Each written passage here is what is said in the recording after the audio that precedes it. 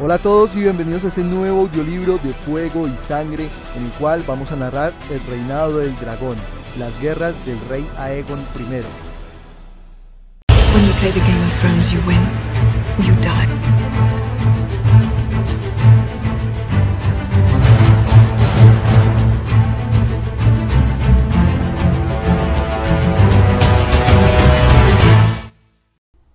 El largo reinado del rey Aegon I Targaryen, del primero después de la conquista al 37 después de la conquista, fue pacífico en términos generales, sobre todo en los últimos años. Pero antes de la paz del dragón, como más adelante denominaron los maestres de la ciudadela a los dos últimos decenios de su reinado, tuvieron lugar las guerras del dragón, la última de las cuales fue el conflicto más encarnizado y sangriento que había visto Poniente en toda su historia. Pese a que se consideraba que las guerras de la conquista finalizaron cuando el Septon Supremo coronó y ungió a Aegon en el septo estrellado de Antigua, no todo Poniente se había sometido a su gobierno. En el Mordisco, los señores de las Tres Hermanas habían aprovechado el caos de la conquista de Aegon para declarar su independencia y coronar a Lady Marla de la casa Sunderland. Puesto que la flota de los Arryn había quedado prácticamente destruida durante la conquista, el rey ordenó a Torgen Stark de Invernalia, su guardián del norte, que sofocase la rebelión de los hombres de las Tres Hermanas, y un ejército norteño partió de Puerto Blanco en una flota de galeras bravosies contratadas, a cuyo mando iba a ser Warwick Manderly. A la vista de las velas y de la repentina aparición de la reina Visenya y vagar en el cielo sobre Villa Hermana, los hombres de las hermanas se desmoralizaron y depusieron a toda prisa a la reina Marla para coronar a su hermano menor. Stefan Sunderland renovó su voto de lealtad al nido de águilas, se prosternó ante Visenya y entregó a sus hijos como rehenes en garantía de su buen comportamiento. A uno lo acogieron los Manderly, al otro la casa Arryn. Su hermana, la reina despuesta, fue exiliada y encarcelada. 5 años después le cortaron la lengua, y pasó el resto de su vida entre las hermanas silenciosas, atendiendo los cadáveres de los nobles fallecidos. En el otro extremo de Poniente, las islas del Rielo se hallaban sumidas en el caos. La casa Hoare, que había gobernado a los hombres de hierro durante muchos siglos, se extinguió en una sola noche cuando Aegon descargó el fuego de Valerion sobre Harrenhal. Pese a que Harren el Negro y sus hijos perecieron entre las llamas, se declaró a Corin Bolmark de Harlack, cuya abuela era hermana menor del abuelo de Harren, legítimo heredero de la línea negra, y se hizo con el trono. No obstante, no todos los hombres de hierro aceptaron su coronación. En Viejo Wick, bajo los huesos de Naga, el dragón marino, los sacerdotes del dios ahogado colocaron una corona de madera de deriva en la cabeza de uno de los suyos, el sacerdote descalzo Lodos, que se proclamaba hijo del dios ahogado y de quien se rumoreaba que podía realizar milagros. Otros aspirantes al trono se alzaron en Grand Wick, Pike y Monte Orca, y durante más de un año sus partidarios lucharon en tierra y mar. Se dice que las aguas que separaban las islas estaban tan saturadas de cadáveres que los Krakens acudían a cientos atraídos por la sangre. Aegon Targaryen puso fin a la contienda al descender sobre las islas en el año 2 después de la conquista, montando sobre Valerion, con el que llegaron las flotas del Rejo, Alto Jardín y Lannisport, e incluso unos cuantos barcoluengos de las Islas del Oso enviados por Torgen Stark. Los hombres del hierro, con pocas filas mermadas por un año de guerra fratricida, opusieron poca resistencia. De hecho, muchos de ellos recibieron de buen grado la llegada de los dragones. El rey Aegon mató a Corin Bolmark con fuego oscuro, pero permitió que su hijo, todavía un niño, heredase las tierras y el castillo de su padre. En Viejo Wick, el rey y sacerdote Lodos, supuesto hijo del dios ahogado, invocó a los Krakens de las profundidades para que se alzasen y hundieran los barcos del invasor. Puesto que no sucedió tal cosa, Lodos se rellenó la ropa de piedras y entró caminando en el mar, en busca del consejo de mi padre. Miles de hombres lo siguieron. Las aguas arrastraron sus cadáveres hinchados y carcomidos por los cangrejos a las costas de Viejo Wick durante años. Más adelante se planteó la cuestión de quién debería gobernar las Islas de Hierro en nombre del rey. Se sugirió que los hombres de hierro rindieran vasallaje a los Tully de Aguas Dulces o a los Lannister de Roca Casterly, y algunos llegaron a proponer que se los entregase a Invernalia. Aegon escuchó todos los alegatos, pero al final decidió que permitiría a los hombres de hierro elegir a su propio señor supremo. Nadie se sorprendió que escogieran a uno de los suyos, Beacon Greyjoy, Lord Segador de Pike. Lord Beacon rindió pleitesía al rey Aegon, y el dragón partió con su armada. Sin embargo, el mandato de Greyjoy se limitaba a las Islas del Hierro. Renunció a cualquier posible derecho sobre las tierras de las que se había apropiado la casa Hoare en el continente. Aegon entregó las ruinas del castillo de Harrenhal y sus dominios a Ser Quentón Coherys, el maestro de armas de Rocadragón, pero le exigió que aceptase a Lord Edmund Tully de Agualdulces como señor. El recientemente nombrado Lord Kenton tenía 2 hijos fuertes y un nieto rollizo que garantizaban la sucesión, pero dado que a su primera esposa se le había llevado la fiebre manchada 3 años antes, también accedió a desposarse con una de las hijas de Lord Tully. Con el sometimiento de las 3 hermanas y las Islas del Hierro, todo Poniente, al sur del muro, quedó bajo el mandato de Aegon Targaryen, con la única excepción de Dorne. De modo que fue a Dorne hacia donde el dragón volvió la vista. Lo primero que intentó Aegon fue ganarse a los dornienses con palabras, para lo cual envió a Lanza del Sol una delegación de grandes señores, maestres y septones, con la misión de negociar con la princesa Meria Martell, Montejada el sapo amarillo de Dorne, y convencerla de las ventajas de unir su reino al del dragón.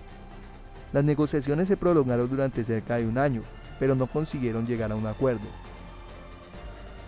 El principio de la primera guerra dorniense suele fecharse en el año 4 después de la conquista, cuando Rhaenys Targaryen regresó a Dorne.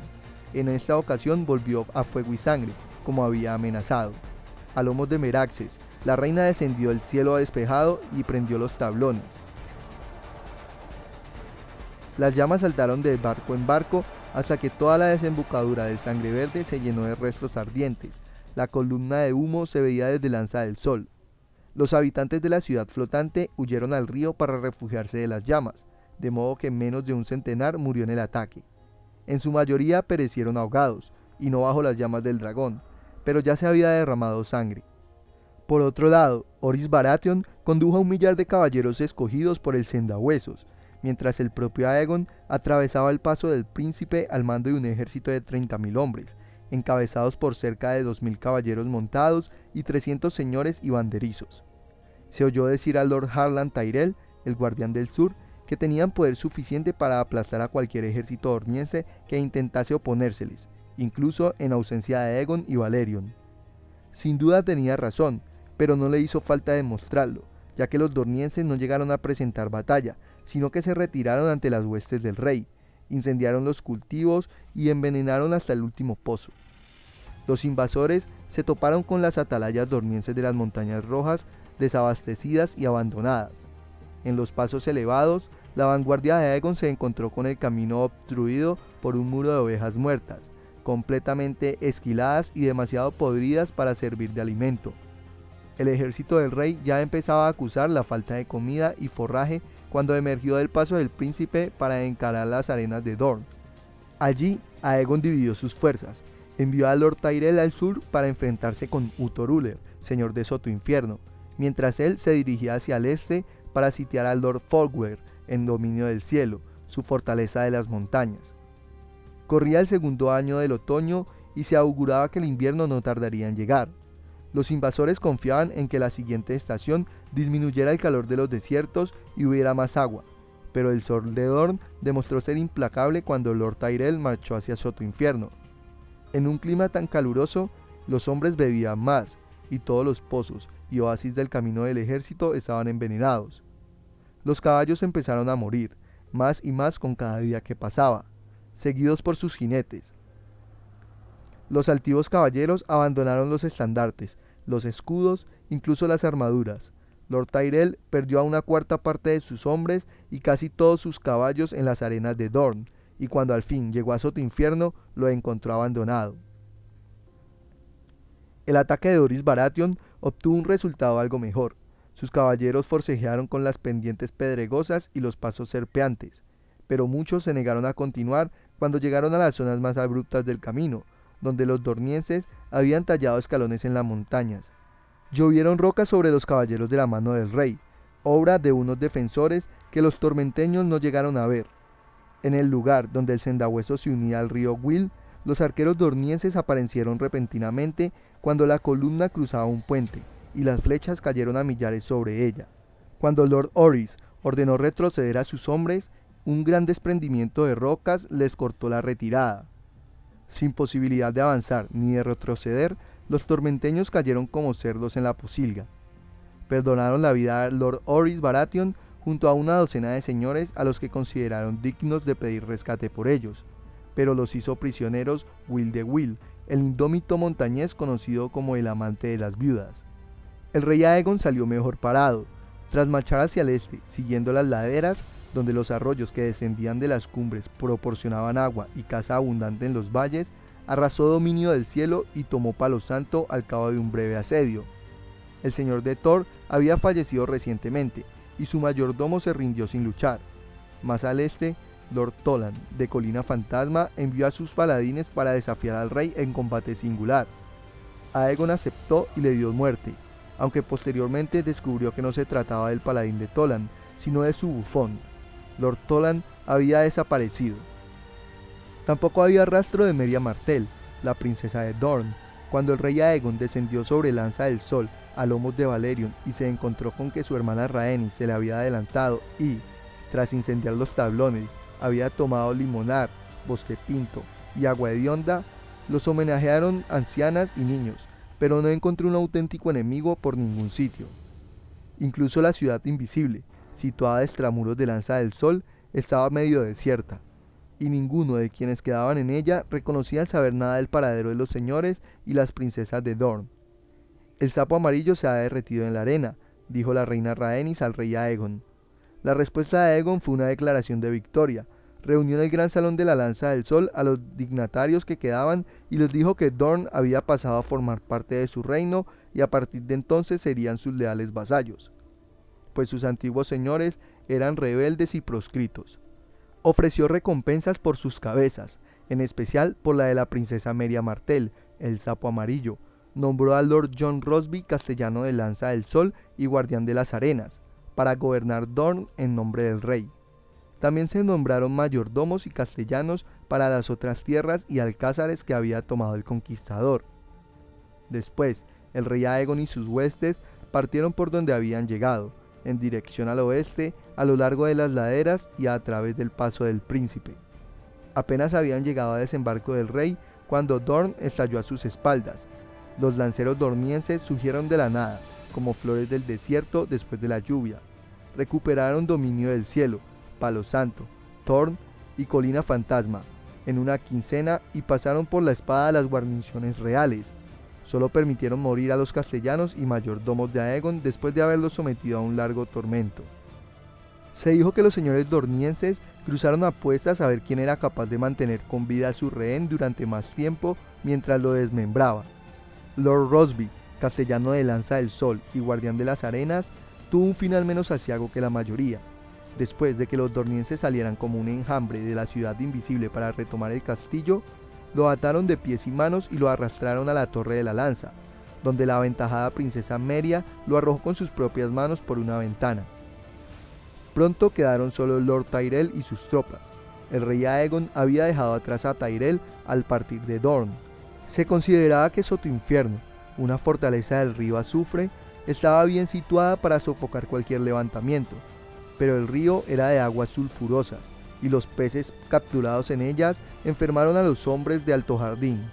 La casa Corkill de Asperón no había llegado a someterse, y sus lanceros acababan con los forajeros y las patrullas que enviaba Tyrell cuando se aventuraban demasiado hacia el oeste.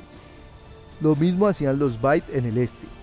Cuando la noticia de la defenestración de Lanza del Sol alcanzó Soto Infierno, Lord Tyrell reunió las fuerzas que le quedaban y se aventuró a atravesar las arenas. Había anunciado su intención de capturar Bite, marchar al este a lo largo del río, recuperar Lanza del Sol y la ciudad invisible, y castigar a los asesinos de Lord Rosby. Pero en algún lugar situado al este de Soto Infierno, entre las arenas rojas, desaparecieron Tyrell y todo su ejército. No se volvió a ver uno solo de sus hombres. Aegon Targaryen no era propenso a aceptar la derrota.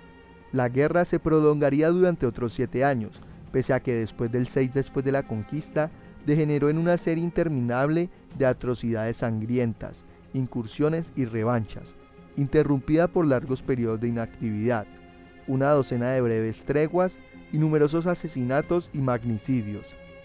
En el año 7 después de la conquista, enviaron a desembarco del rey a Horus Baratheon y los demás señores capturados en el Sendahuesos, a cambio de su peso en oro.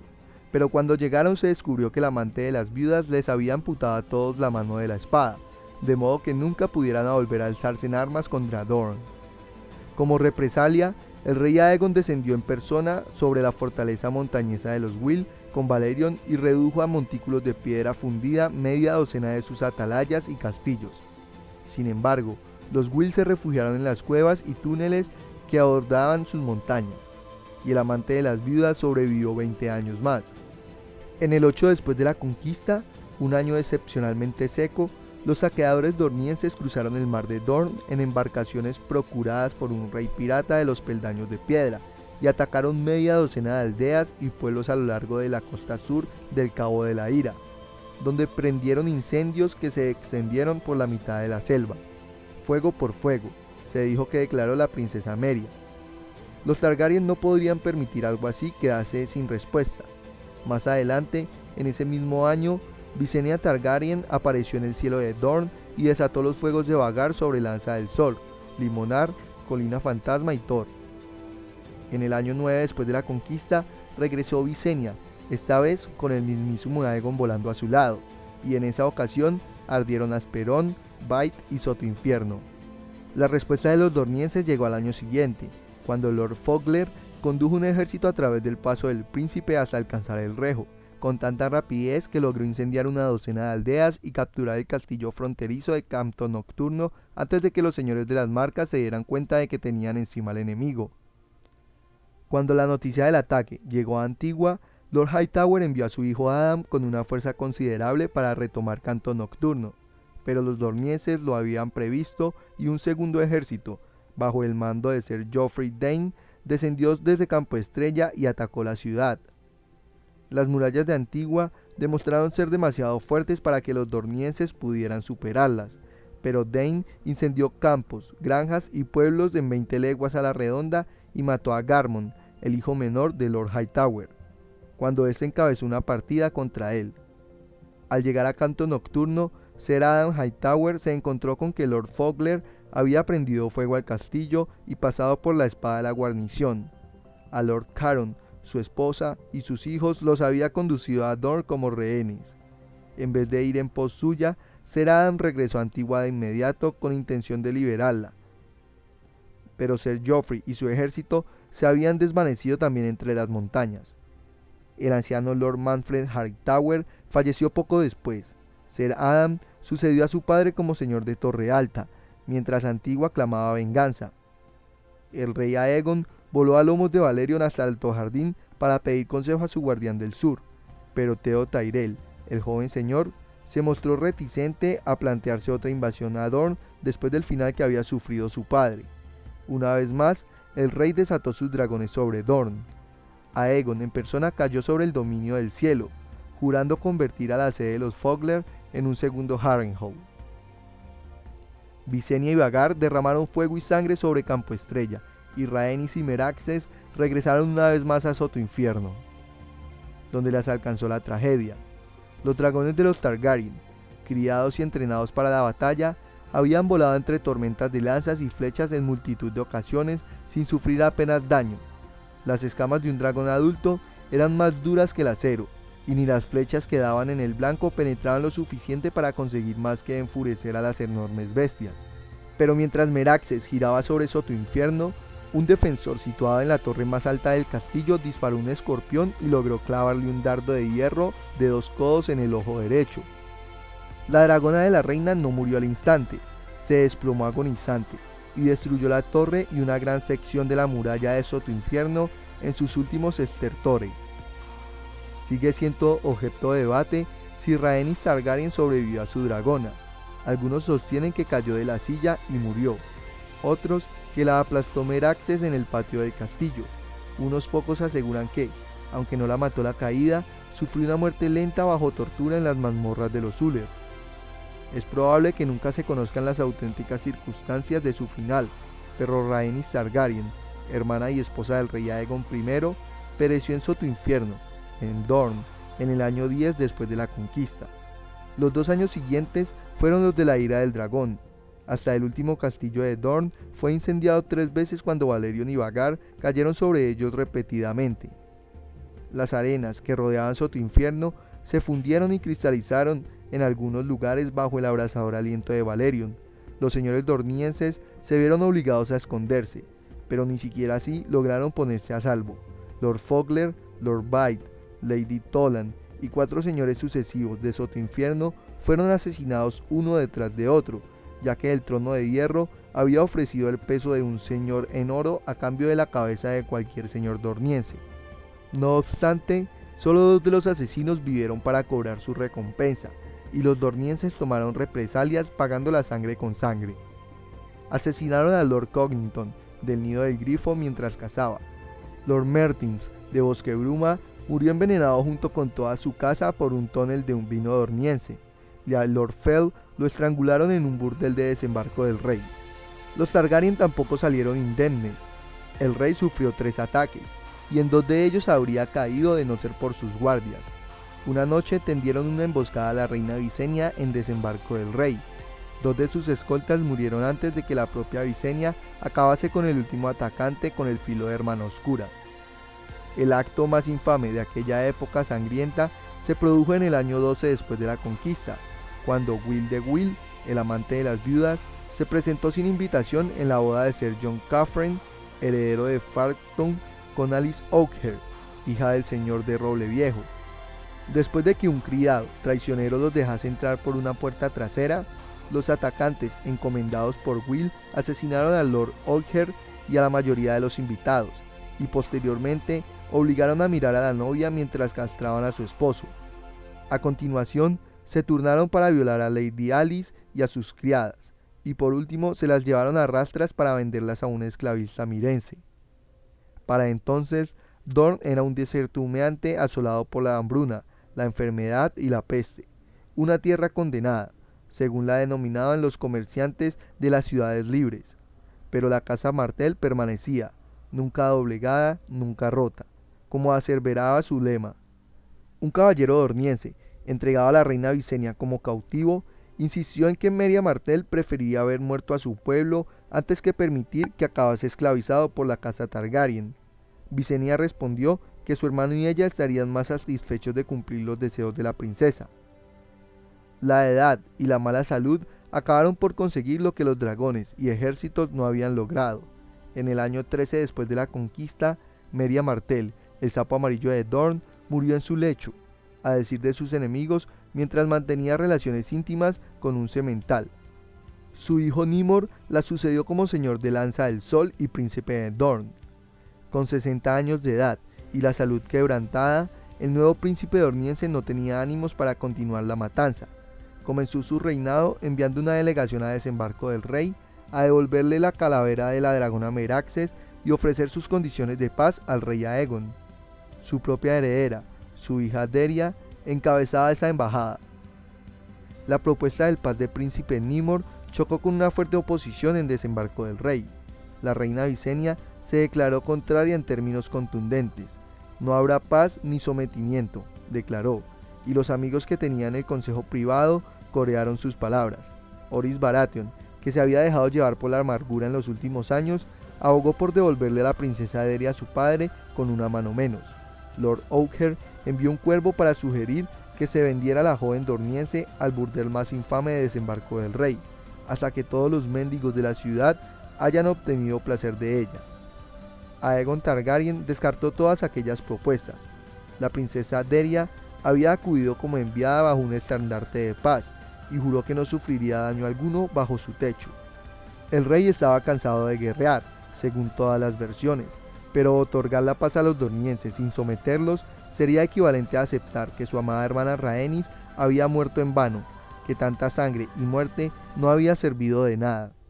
Los señores de su consejo privado señalaron además que una paz en esas condiciones se consideraría un signo de debilidad y podría alentar nuevas rebeliones que habría que sofocar. Aegon sabía que el Rejo, las tierras de la tormenta y las Marcas habían sufrido grandes calamidades durante la lucha, y no perdonarían ni olvidarían. Ni siquiera en Desembarco del Rey se atrevía Aegon a dejar que los dornienses se aventuraran a salir de la fortaleza sin una fuerte escolta, por temor a que la plebe los despedazara. Por todos esos motivos, según reseñó más adelante el gran maestre Luncan, el rey estaba a punto de rechazar la propuesta dorniense y continuar la guerra. Fue entonces que la princesa Deria entregó al rey una carta lacrada de su padre. Solo podéis leer la voz, Alteza. El rey Aegon leyó las palabras del príncipe Nimor ante la corte, con rostro inexpresivo y silencioso, sentado en el trono de hierro. Cuando se levantó, al terminar, su mano goteaba sangre, quemó la carta y no volvió a hablar de ella. Pero aquella noche montó sobre Valerion y atravesó volando la bahía de Aguas Negras hasta llegar a la fortaleza de Rocadragón, apostada sobre su montaña humeante. Cuando regresó, a la mañana siguiente, Aegon Targaryen aceptó las condiciones propuestas por Nimor. Poco después firmó un tratado de paz eterna con Dorne. Aún hoy nadie conoce con certeza el contenido de la carta de Deria. Algunos aseguran que era una simple súplica de un padre a otro, palabras cargadas de sentimiento que llegaron al corazón del rey Aegon. Otros insisten en que era una lista de los señores y nobles caballeros que habían perdido la vida durante la guerra. Incluso hubo septones que llegaron al extremo de insinuar que la carta estaba hechizada, que la había escrito el Sapo Amarillo antes de morir utilizando como tinta la sangre de la reina Rhaenys que guardaba en un tarro, de modo que el rey fuera incapaz de resistirse a su magia maligna. El gran maestre Clegg, que se desplazó a desembarco del rey muchos años después, concluyó que Dorne ya no poseía la fuerza necesaria para luchar. Llevado por la desesperación, según apuntó Clegg, el príncipe Nimor podría haber amenazado con contratar a los hombres sin rostros de bravos, si seguían rechazando su oferta de paz, para que asesinaran a Aenys, el hijo y heredero del rey Aegon y la reina Rhaenys, que por aquel entonces solo contaba con 6 años de edad. Podría ser cierto, pero nadie lo sabrá nunca. Así concluyó la primera guerra dorniense, del 4 al 13 después de la conquista. El Sapo Amarillo de Dorne había conseguido lo que Harren el Negro, los dos reyes y Torgen Stark no lograron, derrotar a Aegon Targaryen y a sus dragones, pero al norte de las Montañas Rojas sus tácticas solo provocaban desdén. Coraje dorniense se convirtió en un sinónimo burlón de cobardía entre los señores y caballeros de los reinos de Aegon. El sapo salta al agujero cuando se siente amenazado, escribió un cronista. Otro dijo, Meria luchó como una mujer, con mentiras, traición y brujería. La victoria de Dorne, si se puede llamar victoria, se consideró deshonrosa, y los supervivientes de la guerra, así como los hijos y hermanos de los caídos, se prometieron mutuamente que algún día llegaría el momento de obtener retribución. Su venganza tendría que esperar a una generación futura, y al ascenso al trono de un rey más joven y sediento de sangre, pese a que siguió en el trono de hierro 24 años más. El conflicto dorniense fue la última guerra de Aegon el Conquistador. Gracias por acompañarnos en la narración de este capítulo. Si te gustó el audiolibro, dale like y compártelo con tus amigos. Si quieres escuchar los próximos episodios, suscríbete a nuestro canal. También te dejamos en la descripción nuestras redes sociales para que nos puedas seguir. Nosotros somos Game of Thrones Colombia y nos vemos en el próximo capítulo. Hasta la próxima.